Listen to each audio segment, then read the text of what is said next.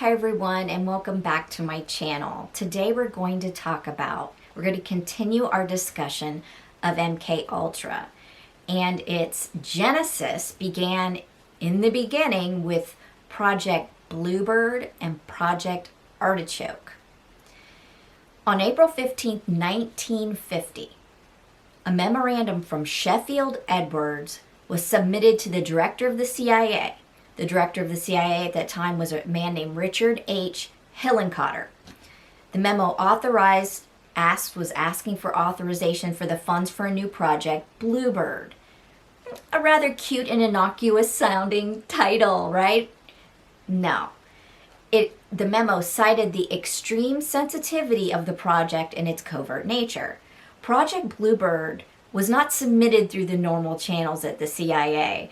The project aimed to establish interrogation teams who would use polygraph, drugs, and hypnotism to obtain the greatest results.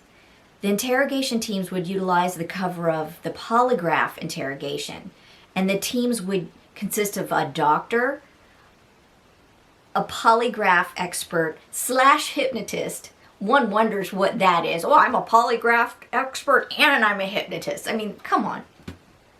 And a technician. And they proposed the need for 2 active teams. Let me give you a little background on this.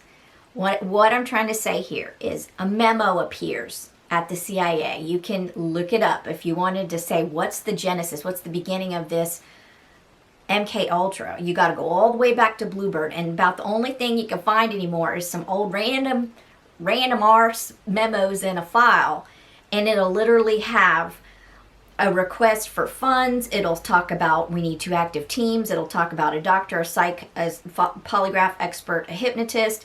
It'll say, you know, don't submit this through normal channels, and it's not going to explain to you anything. You literally have to dig back and go, wow, so this is where it started. It's just this very innocuous sounding title, Bluebird. All the Bluebird documents were classified top secret, and they were hand carried on a transmittal form from one office to another on an eyes-only basis. This also ensures that not a lot of folks have the document. It's not copied and put in everybody's file or anything like that. No. And the transmittal form will have a cover sheet with initials, everybody's initials on it, and they'll check it off. And sometimes you'll find these cover sheets in the file, just not even with the document sometimes. So that's what that is. It's almost like a fax cover sheet, but it's hand delivered. On April 20th, 1950, Hillenkotter authorizes the Project Bluebird. It was the precursor to MKUltra. The CIA launched Bluebird with former Navy intelligence officer Morse Allen. Now, put a little footnote for Morse Allen. He was a hypnosis freak. He put Morse Allen at the head of Bluebird. And also think, former Navy intelligence officer. They're kind of holding hands a little bit. The CIA carefully considered the ethics of who to even ask doctors and researchers to be on these projects. And what I mean by that is they looked into your psychology to see not your ability to keep a secret. Hey, you already work for the CIA. You've already shown your ability or your persuasion to keep a secret. They want to know that you've got the right steel in your spine, the right ethics, the right belief system to be on this project. On February 2nd, 1950, before the project was even submitted to the director, a note on the problem involving obtaining a psychiatrist. That's what you'll find. It's called Note on the Problem of Obtaining a Psychiatrist. Discussed one candidate. So here they are trying to pick people for this top secret project. And the note says, quote, his ethics might be such that he might not care to cooperate in certain more revolutionary phases of our project. So if you're doing something that's, in my opinion, kind of hinky, you got to pick people who are kind of hinky to do the kind of hinky stuff. In conspiracy theories, there's a strong belief that the CIA tapped a few Operation Paperclip scientists, and those are the Nazi scientists and doctors that were expatriated to the U.S. from Nazi Germany. They were given a pass to aid us in national security uses. This is well known, well documented, and there's a strong belief that the CIA tapped some of these fine fellows, for Project Bluebird. One doctor who was tried and acquitted at Nuremberg, he was Dr. Kurt Blomer, was hired in 1951 by the Army Chemical Corps to work on chemical warfare. So you got to think there is good evidence to support that theory. One document in the Bluebird file that was dated May 9th, 1950, suggests that the U.S. government was interested in Nazi techniques. It reads, I'm going to go to number 2, redacted, because some of this is still redacted. Redacted will arrange for the Surgeon General of the Army to place on the search list of the Nuremberg trial papers requests for information on drugs, narco-analysis, and special interrogation techniques. My friends, there you go. This is in Project Bluebird's file dated May 9th, 1950. Conspiracy theorists, they were looking at the Nuremberg trials. They were looking at those trial papers to look into the drugs, any kind of narco-analysis, or special interrogation techniques that the Nazis used. There you go. There's your smoking gun. You wanted it? I'm going to hand it to you. You can go look it up on the CREST website.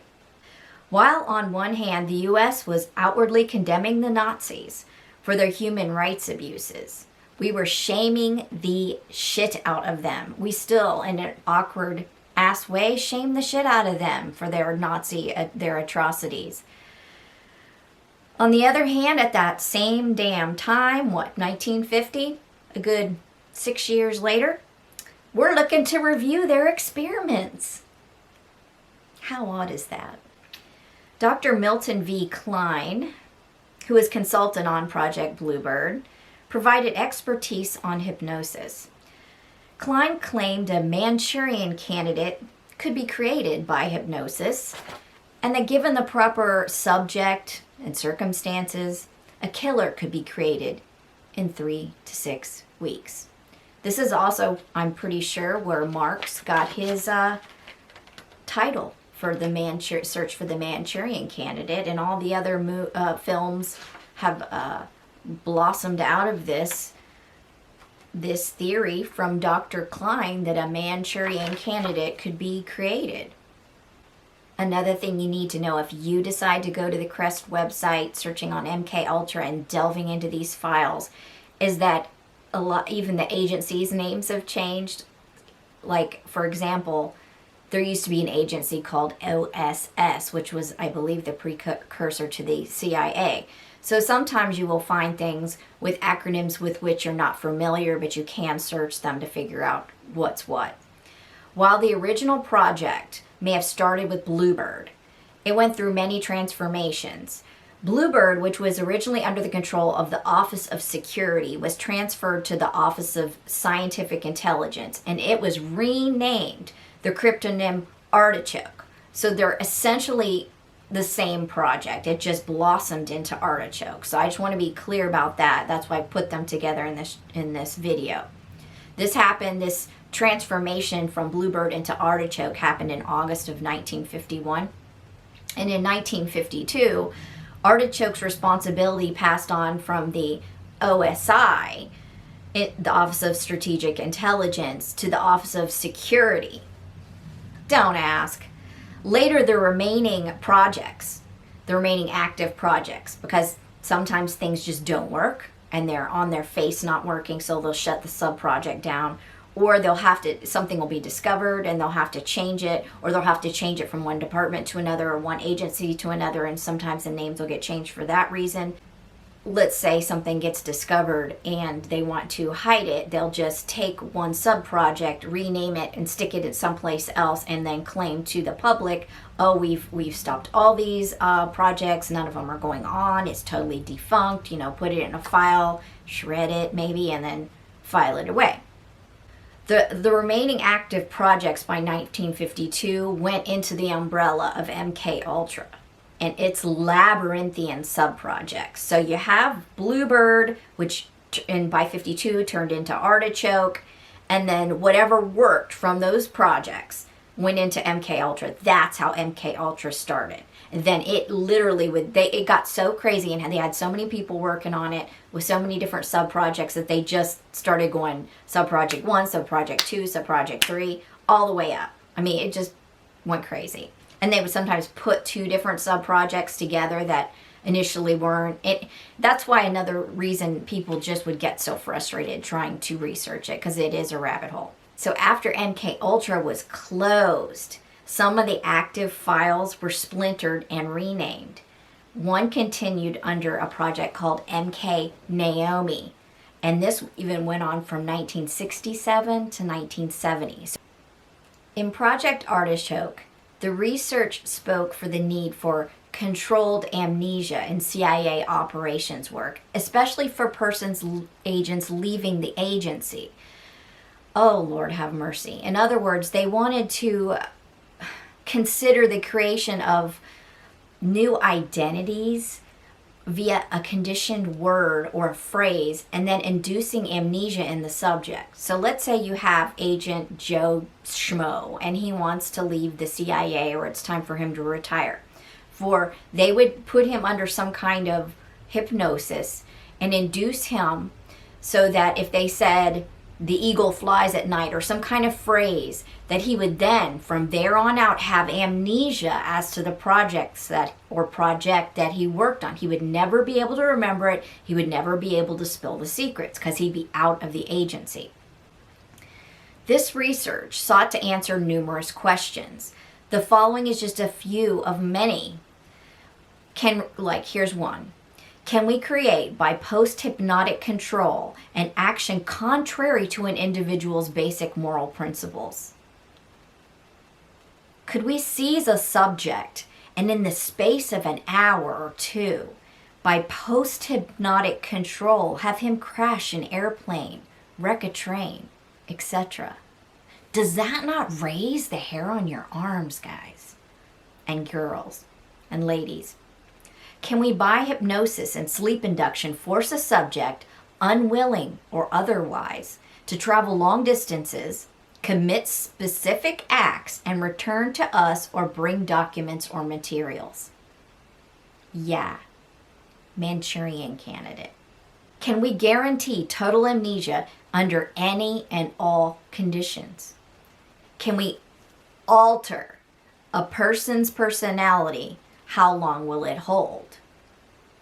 Again, the people that love to scream conspiracy theorists about people talking about having undergone MKUltra projects and been forced into dissociative disorder, the multiple personality is what it used to be called, where they're created alter personalities.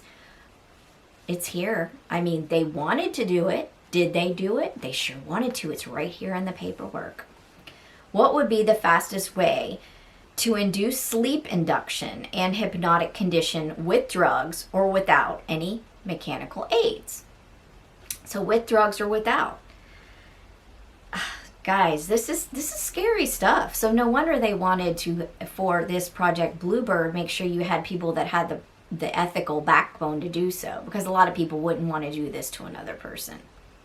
A surviving document number 189903 reads, quote, "It appears that under hypnosis, even if a complete amnesia cannot be obtained, a blurred or fuzzy memory can be induced and a partial amnesia is often obtained. Some subjects seem to experience memory blank when placed in deep hypnotic states without efforts being made to produce an amnesia. But this too is not consistent." So they were trying their best with drugs and without drugs, with even other aids like blinking lights and all kinds of processes to induce this kind of either amnesia or an altered state. It's in the document. Project Bluebird opened the door to mind control, to behavior modification, to the creation of amnesia, states of amnesia. And they really didn't hold back any kind of testing, any kind of theory, any kind of moral thing that would hold you back. Oh, no. They just opened the door for it all and said, let's test it. There's a quote in one of these documents about ultrasonics or other means of radiant energy may yet be improved or modified so that a crossfire, as with X-rays, arrangements could be focused on a selected small region of the brain without affecting the surrounding area.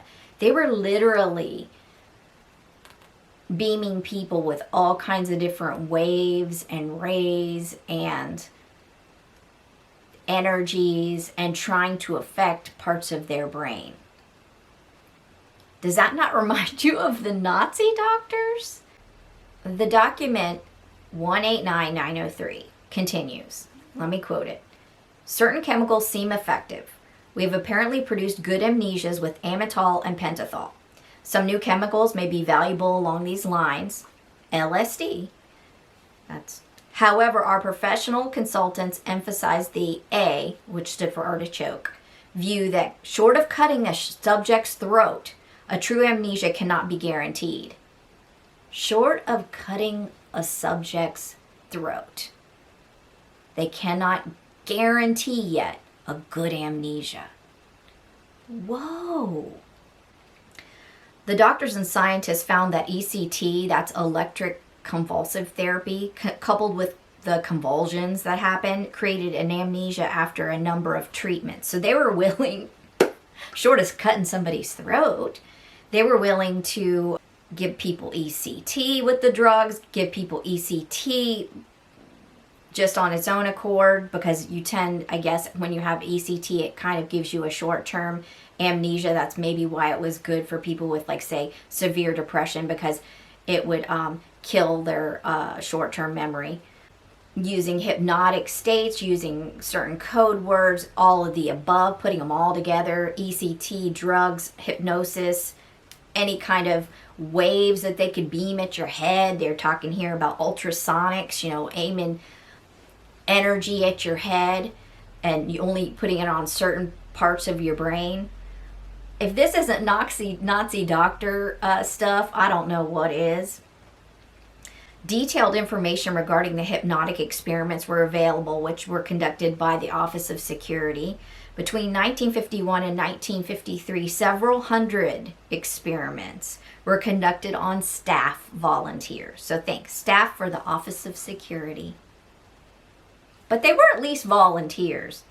At first, the hypnotic experiments were performed using volunteer agency employees. For example, Morse Allen, again, note Morse Allen. He tested out the hypnotism on his secretaries. When they were called, when the CIA, when different doctors, when different agencies were called on the floor of the House by, say, 1975, and they were having to justify some of the stuff that finally got out, the 2% that leaked to the public, the 2% that people got through FOIA, the 2% that finally made it into the general knowledge. And even then, people didn't want to believe the 2%. But when that got out and they had to go on the floor of the House and account for their actions, they put it off on these noble motives, these noble causes. Oh my gosh, there might be spies, there might be double agents, there might be defectors. This is what this is for, not just for the regular good-hearted citizen. This is only for those kind of folks. But one document listing some of the unwitting drug interrogations conducted over the years included the following. In 1953, 3 subjects were interrogated by the Artichoke team. So think, Bluebird turned into Artichoke, same difference. The document mentions injections of solutions. So they're interrogating people and they're injecting them with solutions. It could have been pentothal. It could have been amytal. It could have been LSD. It could have been mescaline. We don't necessarily know because the file has been shredded. On January 20th, 1959, a field request had been made for a P1 interrogation. And a P1 interrogation was one using LSD. And the request was granted, the file shows. So think, like, you're finding like only the 2% that's unshredded, and none of it looks good. In fact, it looks like something from a horror show.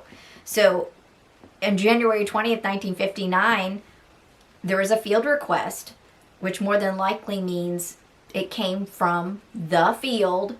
One of the agents or the group asked to interrogate somebody using LSD. We don't know. It was the request was granted. We don't know how that turned out. A series of cables requesting Artichoke interrogations for 9 persons is still in the file. In June of 1952, an Artichoke team was dispatched to conduct an interrogation. We're not even sure what country. We don't know if this was overseas. We don't know if this was in the mainland. Most of the stuff that I'm going to be discussing is on our own soil, not even overseas, on our own soil. That overseas is the CIA's purview usually. In 1953 to 1954, an Artichoke team was dispatched for permanent location in an unnamed overseas location.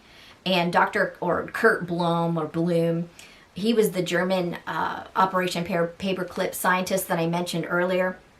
He was allegedly working overseas on an Artichoke project at some place called Camp King, and to interrogate Soviet double agents. And all this comes out on the Senate floor on September 20th and 21st, 1977. And you can find all that in the records. So compare it to the Nuremberg trials.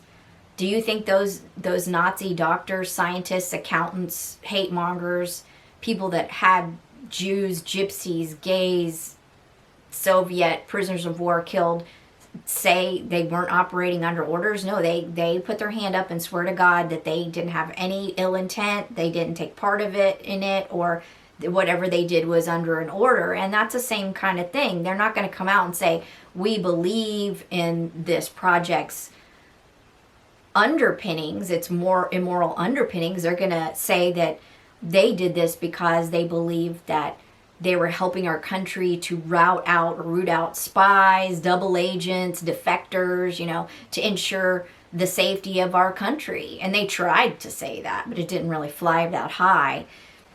On an undated scrap of paper, a question was proposed about a defector. Quote, the question before the House was whether or not I should authorize the use of sodium pentothal truth serum to be injected into the subject next weekend. I believe we are forcibly out of the needle business as far as the record is concerned, even though it would be done at redacted. I don't know. This actual note came out on the hearings before the Subcommittee on Health and Scientific Research that happened on September 20th and 21st of 1977. I wonder if they were ever really out of the needle business. But to say, I think here we're out of the needle business, but in redacted we aren't. That's probably overseas. So they probably, in the note that was found in the file, probably said at whatever place it was, it would have been okay. But here, we're supposedly out of the needle business. On February 10th, 1954, the CIA succeeded in one of their goals. They took a female agent who was peaceable and afraid of guns and hypnotized her to fire a pistol at a sleeping colleague. The gun was unloaded. Both the woman and the sleeping person, they were both 19 years of age, so essentially teenagers but of age, worked for the CIA and volunteered for the hypnosis. Afterwards, neither subject could remember the acts or suggestions. Wow. A surviving document reads, quote, Miss Redacted was instructed that she would use every method at her disposal to awaken Miss Redacted. And failing this, she would pick up a pistol nearby and fire it at Miss Redacted. She was instructed that her rage would be so great that she would not hesitate to kill Redacted for failing to awaken, ... Miss Redacted carry out these suggestions to the letter. So, Miss A was instructed that she would use every method at her disposal to awaken Miss B. And failing this, she would pick up a pistol nearby and fire it at Miss B. She was instructed that her rage would be so great that she would not hesitate to kill Miss B for failing to awaken. Miss A carried out these suggestions to the letter. That is how well one of these sub-projects were going. Now, people wonder if folks like certain unnamed people who have tried to kill presidents or have killed presidents could have been hypnotized into doing so, and then others scream conspiracy theories till their throats are hoarse. You know what? All you gotta do is look on the CIA's website to see that they tried to do exactly that sort of a thing.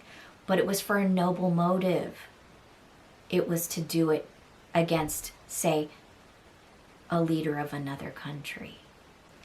Another document showed how under a hypnotic trance, one subject set up and placed an incendiary bomb. As instructed, she went into a deep sleep state afterwards and had no recollection of the incident. The CIA was well on its way to create the perfect assassin. Operation Mindcrime, guys. The government alleged that the drugs used in Bluebird and Artichoke would not likely cause harmful long-term effects. Oh, let me insert a huge laughing emoji somewhere, please. Last time I checked, LSD, especially at really high doses, can create some harmful long-term effects. And we're not even talking about the other side chain manipulated drugs you were testing.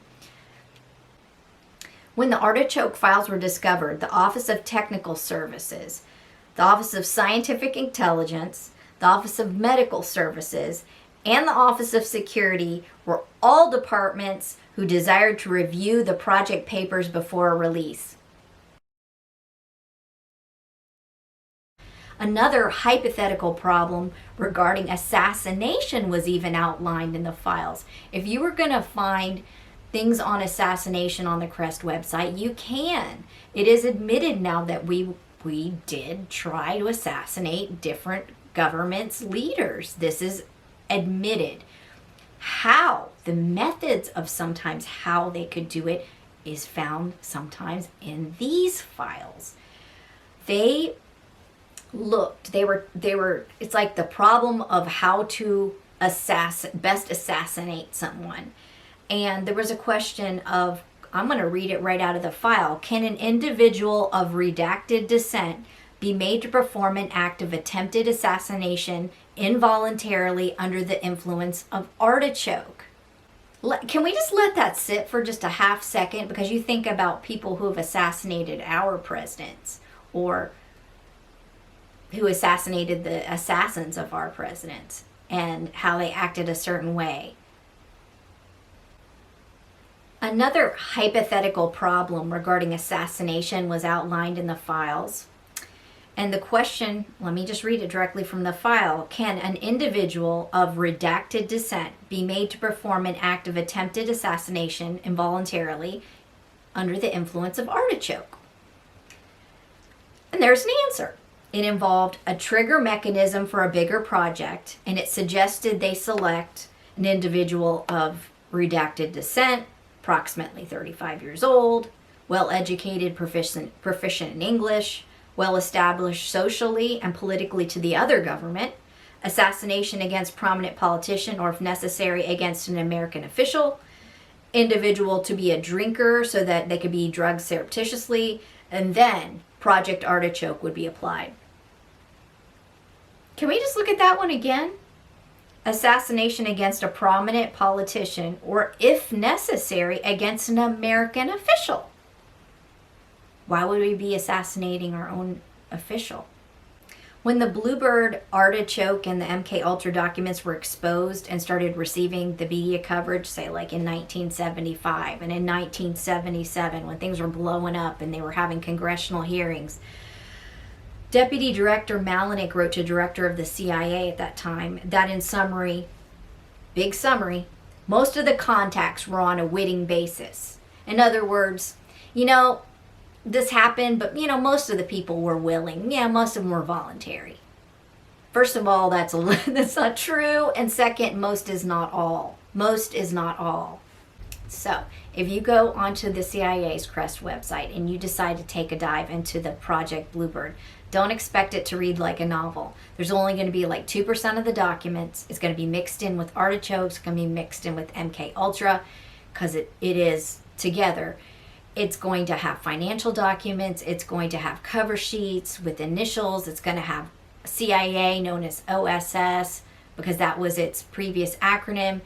It's going to be very confusing.